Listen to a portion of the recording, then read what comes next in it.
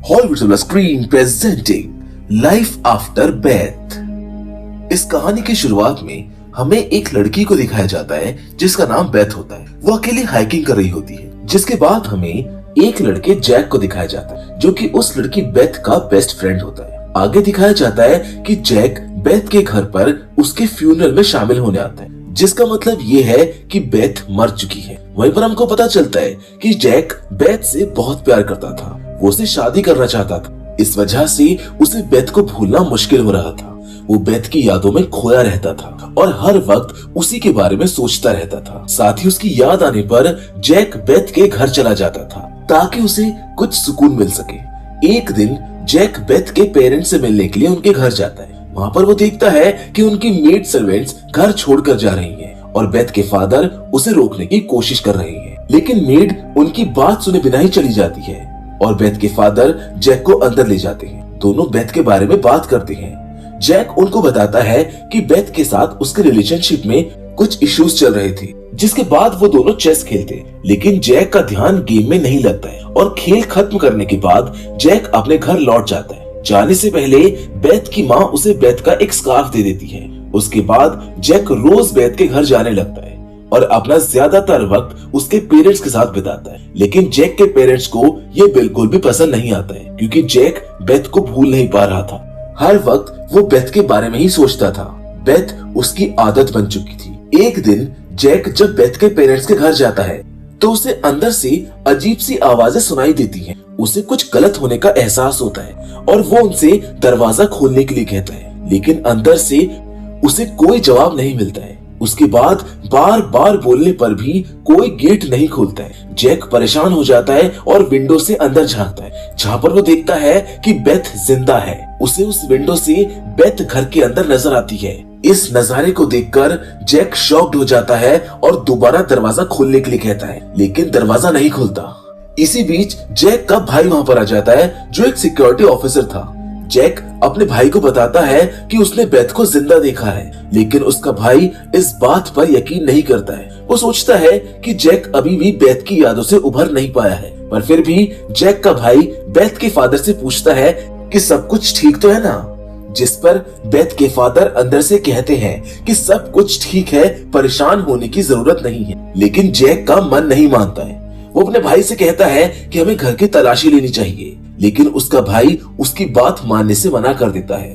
वो गुस्से में उसको वहाँ से चले जाने के लिए कहता है, लेकिन जैक फिर भी वहाँ से नहीं जाता है। अब एक दिन जैक चुपके से बेथ के घर में घुस जाता है क्योंकि वो जानना चाहता था कि बेथ के घर में क्या चल रहा है। अंदर जाने के बाद बेथ के फादर उसको वहाँ पर देख लेते हैं और उसको वहाँ से चले जाने को कहते हैं, लेकिन जैक उनकी बात नहीं मानता है और पूरे घर की तलाशी लेने लगता है। तभी वो देखता है कि बेथ की माँ बेथ को कबर्ड में छुपाने की कोशिश कर रही है। ये देखकर उसको यकीन नहीं आता, लेकिन अब ये बिल्कुल क्लियर हो जाता है कि बेथ जिंदा है। इसीलिए जैक को ये समझ नहीं आता है कि बेथ के पेरेंट्स आखिर ऐसा क्यों कर रहे हैं। और बेथ तो बिल्कुल नॉर्मल लग रही है, जैसे उसे अपने फ्यूनरल के बारे में कुछ पता ही ना हो।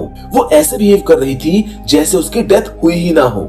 फिर जैक बेथ के फादर से पूछता है कि ये सब क्या हो रहा है, आखिर प्रॉब्लम क्या है, जिस पर बेथ के फादर उसे कुछ भी नहीं बताते। फिर दोनों के बीच इस बात को लेकर बहस हो जाती है और गुस्से में जैक वहाँ से चला जाता है। उसके दिमाग में ये बात चल रही थी कि शायद बेथ ने अपनी मौत का नाटक किया है ताकि वो जैक से दूर जा सके। घर आकर जैक अपने पेरेंट्स को बताता है कि बेथ जिंदा है, लेकिन उसके पेरेंट्स भी उसकी इस बात पर यकीन नहीं करते हैं। अब अगले दिन जैक बेथ की ग्रेव पर जाता है। वहाँ पर उसको बेथ की ग्रेव खुली हुई मिलती है और ग्रेव की कंडीशन देखकर लगता है कि बेथ ने कब्र को तोड़कर बाहर निकलने की कोशिश की है। जैक फिर भी बेथ के फादर से मिलता है और इस बारे में बात करता है और इस बार बेथ के फादर उसको बताते हैं कि उस दिन जब तुम यहाँ से चेस खेल कर गए थे, उसके थोड़ी देर बाद बेथ घर आ गई थी, लेकिन मुझको ये समझ नहीं आया कि वो जिंदा कैसे हो गई।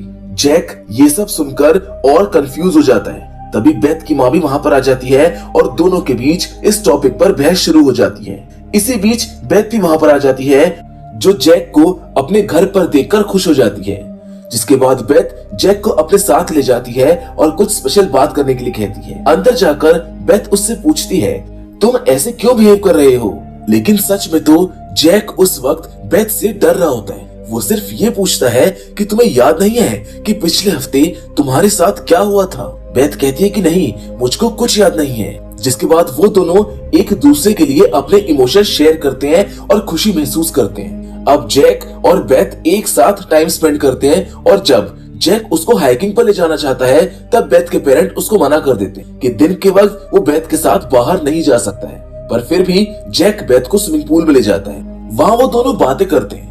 तभी जैक को बेथ के पैर पर एक चोट का निशान दिखाई देता है। ये देखने से ऐसा लग रहा है जैसे किसी ज़ॉम्बी ने इसको काटा हो। जैक उससे पूछता है कि क्या तुम मुझको खाना चाहती हो, लेकिन बेथ फौरन ही भूल जाती है कि वो किस टॉपिक पर बात कर रहे थे। जैक को लगता है कि वो थोड़ा अजीब बिहेव कर रही है। वो पहले तो ऐसी नहीं थी और जैक इस चीज को ऑकवर्ड महसूस करता है। लेकिन फिर भी दोनों एक साथ वक्त बिताते हैं, जिसके बाद जैक अपने घर लौट जाता है। नेक्स्ट डे जब वो बेथ से मिलने जा रहा होता है तब एक पोस्टमैन उसके घर आता है जो उसे कई सारे लेटर्स डिलीवर करके चला जाता है। जैक ने अपने स्कूल के बाद से कभी उस पोस्टमैन को नहीं देखा था, इसीलिए इतने सालों बाद उसे देखकर वो शॉक्ड फील करता है। उसके बाद जैक फिर बेथ के फादर से मिलता है और कहता है कि हमें बेथ को उसके डेथ के बारे में सब कुछ बता देना चाहिए। पर बेथ के फादर फौरन मना कर देते हैं क्योंकि वो बेथ को स्ट्रेस में नहीं डालना चाहते थे। जिसके बाद बेथ जैक से कहती है कि वो दोनों हाइकिंग पर चले। ये सुनकर बेथ के फादर फिर से बेथ को दिन के वक्त बाहर जाने से मना कर देते, लेकिन जैक और बेथ उनकी बात नहीं सुनते हैं और पार्क में चले जाते हैं। वहाँ पर वो दोनों एक अच्छा टाइम स्पेंड करते हैं। थोड़ी देर के बाद बेथ के फेस पर अलग अलग तरह के मार्क्स दिखाई देने लगते हैं। घर आने पर जब बेथ के फादर उसके फेस पर मार्क्स को देखते हैं तो वो जैक पर बहुत गुस्सा करते हैं क्योंकि जैक उनके मना करने के बाद भी बेथ को दिन के वक्त में बाहर ले गया था।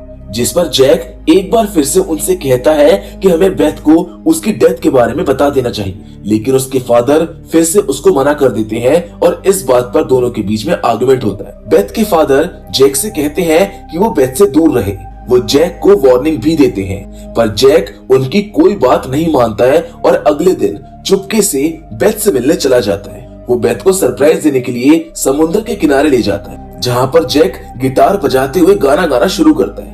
लेकिन बेथ को जैक का गाना पसंद नहीं आता है, जिससे उसका मूड खराब हो जाता है। वो गुस्से में चीजें तोड़ने लगती हैं। फिर अचानक से उसका मूड नॉर्मल हो जाता है। जैक उसको रिलैक्स कराता है, लेकिन बेथ फिर से अग्रेसिव हो जाती है और जैक को धक्का देकर पीछे कर देती है। जैक उसको शांत करके अपनी कार में बैठाता है और कार में रेडियो पर म्यूजिक बजने लगता है, जिसको सुनकर बेथ अपने कंट्रोल में नहीं रह पाती। ये देखकर जैक उसको घर ले आता है, जहाँ बेथ अजीब तरीके से बिहेव करने लगती है। जैक उसके इस बिहेवियर को लेकर परेशान हो जाता है और किसी बहाने से वहां से निकल जाता है। जिसके अगले दिन जैक एक रेस्टोरेंट में अपनी एक फ्रेंड से मिलता है जो उसकी बचपन की दोस्त होती है। इस लड़की को जैक की माँ ने बुलाया था ताकि जैक बेथ को भूलकर उसके साथ समय बिता सके। जब दोनों बातें कर रहे होते हैं तो वहाँ पर रेस्टोरेंट का ओनर अजीब बिहेव करने लगता है, जिस पर जैक अपने दोस्त से पूछता है कि तुमने कुछ ऑब्जर्व किया क्या? कुछ लोग जो मर चुके हैं वो वापस जिंदा हो रहे हैं। लेकिन उसकी दोस्त इस बात को समझ नहीं पाती है। वो कोई जवाब नहीं देती। फिर जब जैक वहाँ से अपनी कार चला रहा होता है तब बेथ अचानक उसकी कार के सामने आ जाती है और जैक की कार बेथ के ऊपर से गुजर जाती है। लेकिन सरप्राइजिंगली बेथ को कोई चोट नहीं लगती है। जैक उसको फौरन कार के नीचे से निकालता है, पर बेथ बिल्कुल ठीक होती है, उसे कोई चोट नहीं आती है। उसके बाद बेथ जैक से बात करना शुरू करती है और इसी दौरान जैक की फीमेल फ्रेंड भी वहां पर आ जाती है। उसको देखकर बेथ समझ जाती है कि जैक किसी और लड़की के साथ एंजॉय कर रहा है। इस बात पर बेथ गुस्से में आ जाती है, जिसको जैक समझाने की कोशिश करता है कि देखो ऐसा कुछ नहीं है, ये सिर्फ मेरी बचपन की दोस्त है। फिर जैक अपनी फीमेल फ्रेंड से इंट्रोडक्शन करवाते हुए कहता है कि ये बेथ है। ये सुनकर जैक की दोस्त शॉक्ड हो जाती है क्योंकि जैक की माँ ने उसको बताया था कि बेथ अब इस दुनिया में नहीं है। फिर इन तीनों के बीच डिस्कशन शुरू हो जाता है। यहाँ बेथ को लगता है कि जैक उससे जरूर कोई बात छुपा रहा है। बेथ जैक से कहती है कि जैक सच बताओ क्या बात है। तब जैक उसे उसकी ग्रेव के पास ले जाता है और कहता है कि हम हाइकिंग पर गए थे, वहां तुम्हें एक स्नेक ने काट लिया था जिसकी वजह से तुम मर गई थी, लेकिन अब तुम वापस से जिंदा हो गई हो। बेथ ये सुनकर परेशान हो जाती है क्योंकि वो जानती है कि मरने के बाद जिंदा होना इम्पॉसिबल है। जैक उससे कहता है कि हाँ, तुम वो बेथ नहीं हो जो पहले थी, तुम पहले बहुत अच्छी थी, लेकिन अब तुम छोटी छोटी बातों पर अग्रेसिव हो जाती हो। इस वजह से मैं तुम्हारे साथ अब नहीं रह सकता हूँ, क्योंकि तुम एक इंसान की तरह नहीं बल्कि एक ज़ॉम्बी की तरह लग रही हो। बेथ जैक की बातें सुनकर और ज्यादा गुस्से में आ जाती है और जैक की कार लेकर चली जाती है। और जब जैक अपने घर वापस आता है तो वो देखता है कि उसके ग्रैंडफादर जो अब नहीं रहे वो वापस से जिंदा हो गए हैं। जैक का भाई उन्हें मारने के लिए गन चलाने की कोशिश करता है, लेकिन जैक के पेरेंट्स उसको रोक लेते हैं क्योंकि उनको समझ ही नहीं आ रहा था कि ये हो कैसा रहा है। इसी दौरान घर का मालिक जो पहले मर चुका था वो भी वापस जिंदा हो गया है। ये सब देखकर सिचुएशन और भी ज्यादा बिगड़ जाती है। तब जैक अपनी फैमिली को वहां से निकालने के लिए कहता है। जैक बेथ के फादर को कॉल करता है और बताता है कि उसके ग्रैंडफादर और घर का मालिक भी वापस जिंदा हो गए हैं। इसलिए बेथ के फादर जैक को बुलाते हैं और कहते हैं कि अब तुम बेथ से ये कहोगे कि तुम मरी नहीं थी बल्कि जिंदा ही थी। लेकिन जैक कहता है कि ये सब आपकी मेड सर्वेंट की वजह से हो रहा है और वो ही सब कुछ ठीक कर सकती है, हमें उसके पास जाना चाहिए। लेकिन बेथ के फादर उसकी बात को इग्नोर कर देते। तब जैक कहता है कि अगर तुम मुझे उस मेड सर्वेंट का एड्रेस दे दो तो मैं बेथ के सामने सब कुछ सच बता दूंगा, जिस बात को बेथ के फादर मान जाते हैं। फिर दोनों बेथ से बात करने के लिए उसके पास जाते हैं, लेकिन तब तक बेथ एक आदमी को मार देती है। ये देखकर जैक डर जाता है और बेथ के पास जाके सच बताने से मना कर देता है, क्योंकि बेथ अब पूरी तरह से एग्रेसिव हो चुकी थी। वो वहां की चीजें तोड़ने लगती है। इसके बाद जैक किसी तरह वहां से मेड सर्वेंट का एड्रेस लेकर निकल जाता है, लेकिन बेथ भी उसके पीछे कार में आ जाती है, जिस वजह से जैक को बेथ को अपने साथ ले जाना पड़ता है। और जब वो लोकेशन पर पहुंचते हैं तो जैक बेथ से कहता है कि तुम कार में ही रुको। जैक उस मेड से बात करने के लिए अंदर चला जाता है, लेकिन वहां जाने पर उसको मेड सर्वेंट नहीं मिलती है। वहां जैक उस मेड के कजन से मिलता है, जो उसको बताती है कि वो तो काफी पहले यहाँ से जा चुकी है। वहीं पर जैक को पता चलता है कि जिस दिन वो मेड सर्वेंट घर छोड़कर गई थी उस दिन बेथ के फादर ने उसके साथ बुरा बर्ताव किया था। इस वजह से उसने घर छोड़ दिया।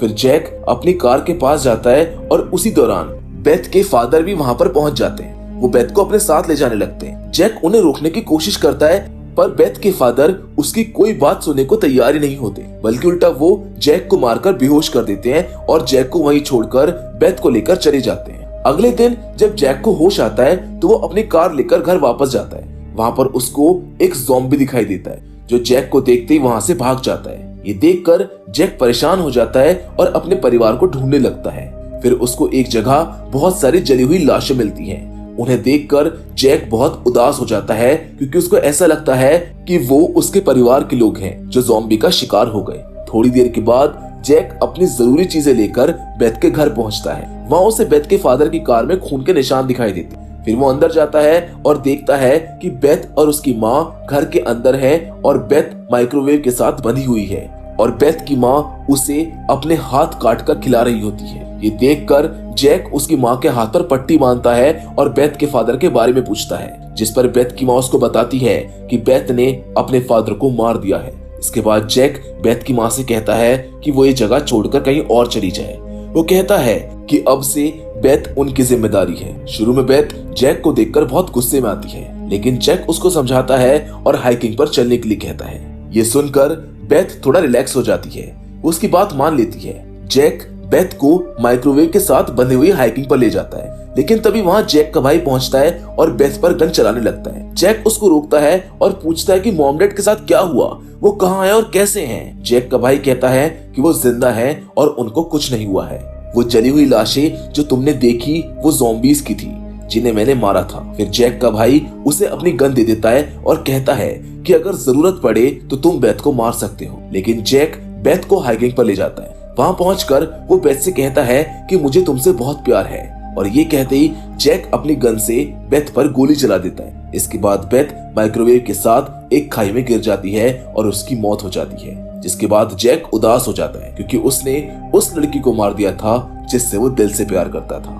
फिर जैक वापस अपने परिवार के पास जाता है, जिन्हें जिंदा देखकर उसको सुकून महसूस होता है। जैक के पेरेंट्स उससे माफी मांगते हैं क्योंकि उन्होंने जैक पर भरोसा नहीं किया था। बाद में जैक अपने क्लोज फ्रेंड से मिलता है जो अपने ग्रैंडफादर की मौत से उदास होती है, जिसके बाद जैक बेथ और उसके फादर की ग्रेव पर जाता है। वो उनको ट्रिब्यूट देता है, जहां आगे वो अपनी फ्रेंड के साथ डिनर पर जाता है। अब ये दोनों भी एक रिलेशनशिप में आ चुके हैं और इसी हैप्पी एंडिंग के साथ ये कहानी यहीं पर खत्म हो जाती है। तो दोस्तों, मैं उम्मीद करता हूँ कि लाइफ आफ्टर डेथ की कहानी आपको पसंद आई होगी। मैं जानता हूँ कि ये कहानी थोड़ी सी ट्विस्टेड है और इसकी एंडिंग भी क्लियर नहीं है। इसमें बहुत सारे पॉइंट्स हैं जो अनक्लियर हैं, जिनको डिस्क्राइब नहीं किया गया है। मैंने इसको बहुत सिंपल तरीके से आपको समझाने की कोशिश करी है, पर फिर भी अगर मुझसे कुछ छूट गया हो तो आप मुझको कमेंट करके बता सकते हैं, या फिर आपका कोई सुझाव हो आप वो भी हमको कमेंट कर सकते हैं। पर फिलहाल आज की इस वीडियो में तो बस इतना ही, लेकिन हम फिर से जरूर मिलेंगे,